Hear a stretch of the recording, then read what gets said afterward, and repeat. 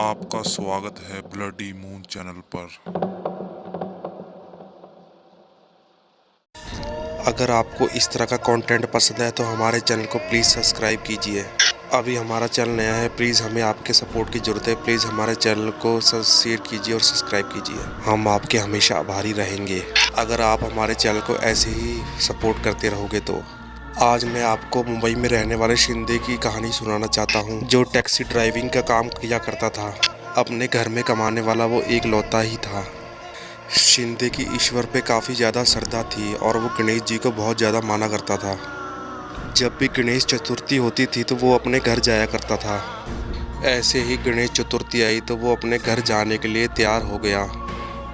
उसका गांव करीबन मुंबई से 40 किलोमीटर दूर पड़ा करता था और वो जब भी गणेश चतुर्थी होती थी वो पैदल ही चला जाया करता था। रास्ते में एक बहुत बड़ा जंगल पड़ा करता था।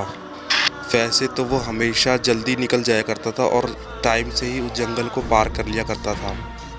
उसने इस जंगल के बारे में काफ़ी भूतिया घटनाएं सुनी थी, लेकिन वो एक दिन काम से काफ़ी लेट हो गया था। वो काम करते करते इतना खो गया था कि उसको समय का पता ही नहीं चला। वो हमेशा हर साल अपने घर में गणेश जी को स्थापित किया करता था, लेकिन वो आज लेट हो चुका था। उसको गणेश जी से इतना ज़्यादा प्रेम था कि वो बिना डरे हुए वो घर की तरफ निकल गया।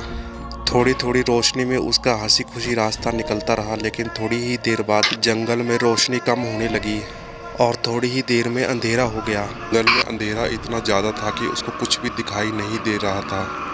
अंधेरे में उसको तरह तरह की आवाज़ें सुनाई दे रही थी। फिर उसने थोड़ा ध्यान से देखा, उसको कुछ परछाई दिखाई देने लगी। एक लंबी ऊंची सी परछाई उसके धीरे धीरे पास आने लगी। देखते ही देखते वो परछाई गायब हो गई। शिंदे फिर थोड़ा थोड़ा घबराने लगा। फिर वो धीरे धीरे चढ़ने लगा। पीछे से उसको तरह तरह की आवाज़ें सुनाई देने लगी।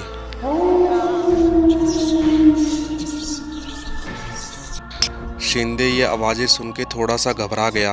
फिर उसने पीछे मुड़ के देखा तो उसके होश फाख्ता हो गए। उसने देखा कि एक भूतिया परछाई उसका पीछा कर रही है। ऐसा नज़ारा देखा तो वो पसीने में तरबतर हो गया और उसके होश फाख्ता हो गए। ये नज़ारा देख के फिर वो गणेश जी को याद करने लगा। वो मन में सोचने लगा, गणेश जी आज आप ही मेरी जान बचा सकते हो, नहीं तो ये भूत प्रेत मेरी जान ले लेंगे। वो थोड़ी दूर चला ही होगा, उसको गणेश जी की आरती की आवाज़ सुनाई देने लगी।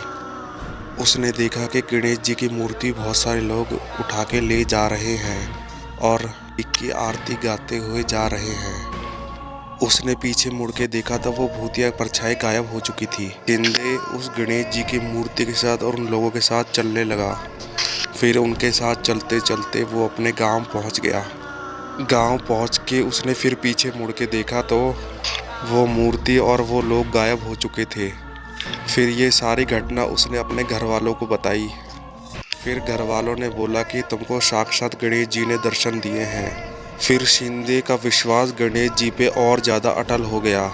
फिर शिंदे ने उस साल गणेश चतुर्थी काफ़ी धूमधाम से मनाई। इस कहानी से हमें ये शिक्षा मिलती है कि चाहे हम कितनी भी मुश्किल में हों, कभी भी हमको भगवान का नाम लेना कभी नहीं छोड़ना चाहिए। अगर हमारी कहानी अच्छी लगी हो तो बेल आइकन और सब्सक्राइब बटन दबाना ना भूलना।